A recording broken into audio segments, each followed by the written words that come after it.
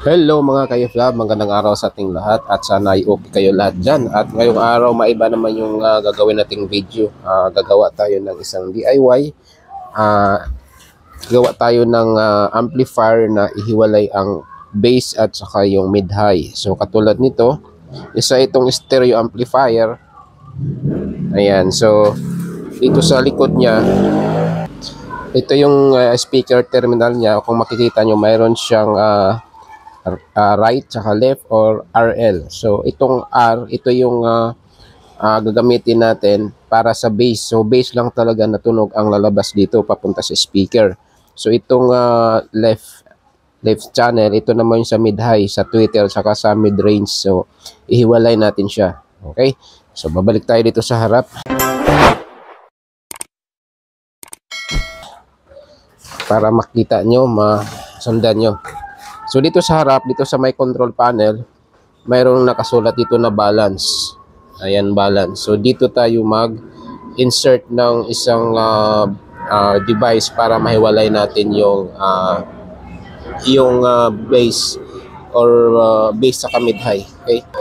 Ito na, tinanggalan natin yung board para dito sa master volume tsaka balance. So dito natin kinuha. So ang importante dito yung balance. Kahit anong amplifier yung gagawin nyo, dito lang kayo magtingin sa balance. So dito kayo mag-tap, dito kayo mag-insert ng board or board para doon sa paghiwalay ng bass at saka yung mid-high. So ito na siya, ito yung balance. Ayan, yan. Ang gawin natin dito, ikakat lang natin yung out. Ito yung out, itong pin 1 tsaka pin 3, ito yung out. Itong gitna, ito yung ground. So ikakat lang natin at mag-insert lang tayo ng wire dyan kasi mayroon tayong i-series na another board para doon sa paghiwalay ng bass at saka mid-high. Okay, so ikat natin at maglagay tayo ng wiring.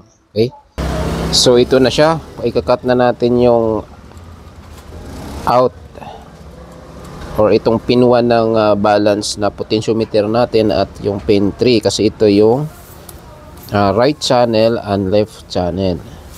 So cut lang natin to dito. So kahit anong amplifier mga ka-FLab, ang hanapin nyo lang yung balance. So makikita naman agad yon sa front panel. Okay.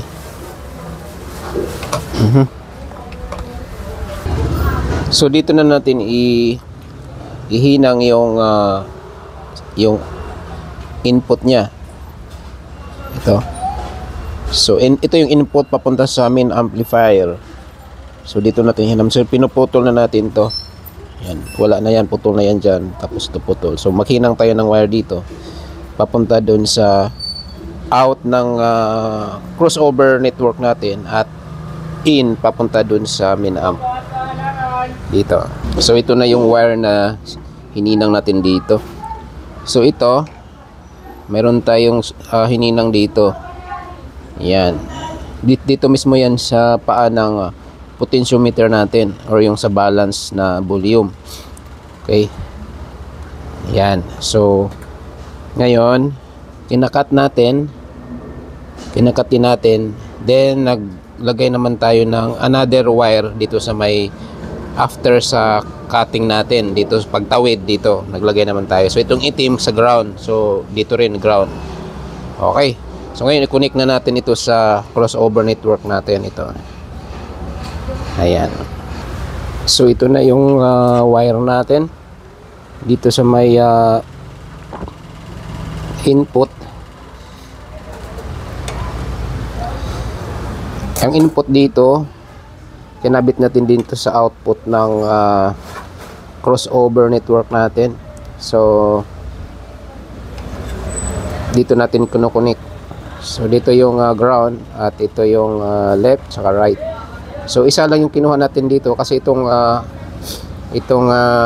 crossover network board na ito ay stereo. So since na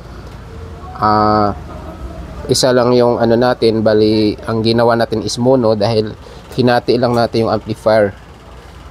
yung right sa left. So hinati natin. So pagdating dito, naging mono na lang yung input-output natin. So kaya ito yung connection natin. Ito yung dito natin kinonect yung right, saka dito yung left, at dito naman sa gitna yung ground. So ito yun. Ito papunta dito. Yan. At ito naman yung sa input. Okay. So papunta dito. Ayan. Okay, so ito yung wiring natin. So ang kulang na lang natin dito is yung supply. So dito may nakalagay na AC. Ito yung terminal ng power supply niya. So positive, negative ang supply dito. Ang gawin natin, ito na yung pangalawang wire natin sa supply naman. Ayan. Okay, so dito mayroon siyang bridge rectifier diode dahil kailangan niya ng transformer. So nakalagay dito AC 9 volts to 12 volts. So dapat meron tayong transformer na may center tap. So 12-0 to 012. So yun yung ibig sabihin ng terminal dito kung mayroon siyang rectifier diode or bridge. So dito sa ano natin, dito sa power supply para dito, so mag-tap na lang tayo dito ng diretso. So dito kasi sa board na ito, mayroong nakasulat na ground, mayroong positive 12 at negative 12. So dito tayo mag-tap para dito. So ngayon kung magta-tap tayo, hindi tayo dito sa terminal, hindi tayo dito mag-connect. So dito tayo mag-connect sa out ng bridge rectifier. Kasi pag dito, pag dumaan pa siya ng bridge rectifier, mababawasan yung voltahe o mayroon siyang voltage drop. So dito diretso na tayo dito sa output ng bridge rectifier diode nito natin dito sa board. So kung makita nyo, yung bridge rectifier ay mayroon siyang shape dito sa may ano niya, sa ano niya, sa body niya. So mayroon siyang shape. So hindi siya pantay, tingnan mo. Okay, tingnan nyo. So ito yung bridge rectifier natin, mayroong pa ganun. Yan. So itong palihis na yan or yung pa-incline na shape na yan, pa ganun, ito yung positive. Yung terminal na nakatapat dito, yun yung positive. Sa kabila, yun yung negative. Okay? So dito na siya. Ayan. So ito yung pa-incline. Ayan na corner ng bridge rectifier natin. So ito na yung positive natin. So dito naman sa kabila, ito yung negative. Kasi itong gitna, itong dalawa, ito naman yung input. So bawal nga tayo mag-connect dyan para walang voltage drop na mangyayari. So di tayo mag-connect dyan dahil DC na yung itap natin dito, hindi na AC. Okay, so diretso tayo dito sa output ng bridge rectifier dito sa pin 1 to pin 4. Ito yung positive, ito yung negative. At yung ground natin, dito tayo mag-tap sa 0. Okay, so i-connect na natin dito sa board natin, dito sa may pre-amplifier board. Hanapin natin kung saan nakatap yung negative 12 tsaka positive 12. Tapos i-connect na natin. So ito na siya. Tinanggal ko muna dito yung kino-connect natin kanina para ipakita ko sa inyo yung supply na kinuha natin dito. So ngayon isukatin natin. Ito siya. So dito yung ground sa 0, tapos sukatan na natin. Ayan. Okay, so negative 12. Ayan, so yung negative dito natin kabit dito sa kabila, kasi ito yung negative side. Tapos ito sukatan na lang din natin yung isa. Ayan. So positive 12. So dito naman natin ikabit itong positive dito. Okay, so ikabit muna natin. So ito na yung ano natin, wiring. So ngayon i-testing na natin. Ayan, kompleto na siya. So ito na yung wiring natin. At magkabit na tayo ng speaker. Kabit na natin yung speaker dito. Okay, so nakabit na natin yung speaker. So dito sa right at dito naman sa left. So hindi pa natin alam kung saan yung bass at saka saan yung mid-high dito. So testing na lang natin. Okay, so power on natin. Ayan. Tapos ilipat natin sa Bluetooth para ang input natin na sound source is sa Bluetooth na. Galing sa cellphone. Ayan. So dito siya nakakonect. Play natin. So ito na siya. I-volume lang natin. Balance.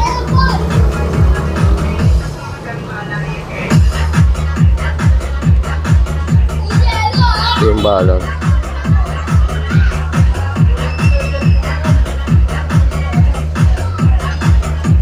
So hindi gumagana yung ano natin, yung hiwala yung bass saka mid high. So ang hinala ko dito, so kanina hindi natin tinetest yung balance. Hindi siya nakadirekta dun sa input ng main amp. So dapat dito.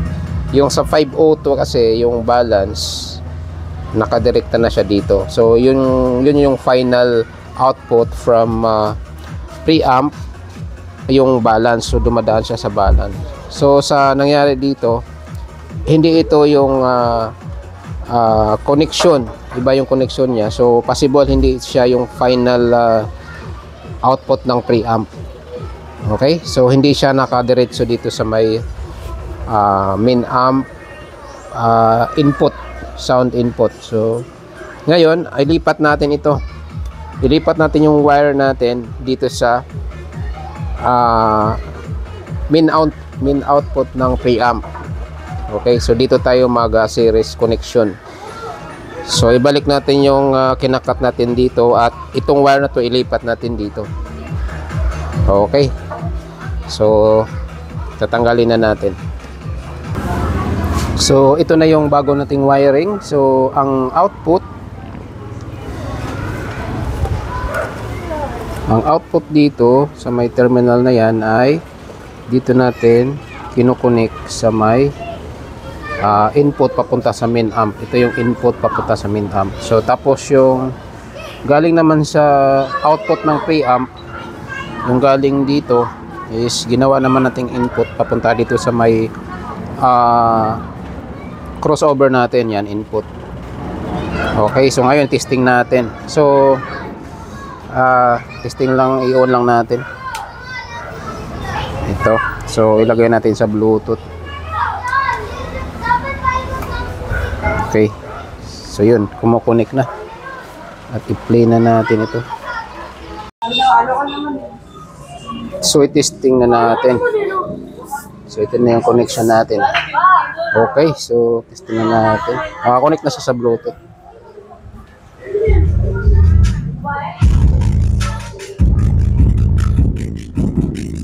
Yan. So ito yung balance natin.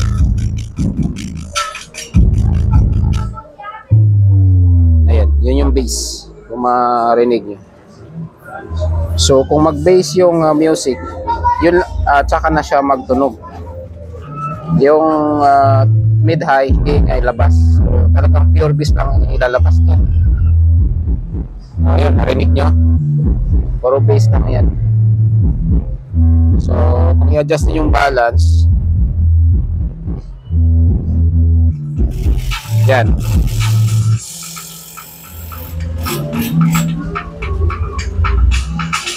Yan, kung mid-high lang din yung ano nyo, yung patunugin, ipihit nyo lang sa balance. Doon ka mag-adjust. Kung lakasan mo yung bass nyo, galabog, sa balance ka mag-adjust ngayon. Okay, so yun yung ginawa natin.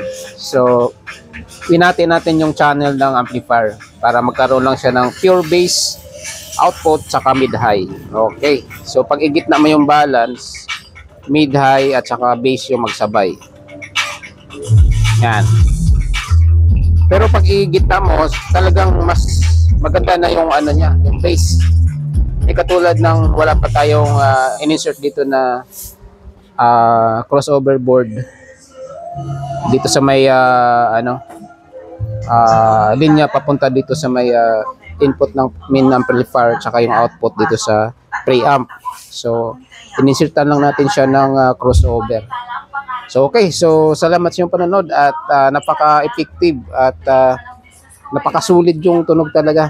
So kung may bala kayo na, kung isa lang yung amplifier nyo, tapos may bala kayo na ihiwala yung bass at saka yung mid-high, so ito lang yung gagawin nyo. So gayahin nyo lang yung ginawa natin. Mag-insert lang tayo ng board na crossover network. Okay, so active crossover network board. Okay, so maraming salamat at sa mga hindi pa nakasubscribe, pakipindot na lang yung button sa subscribe button at notification bell para ma-update kayo sa mga susunod nating upload. At maraming salamat at mabuhay tayong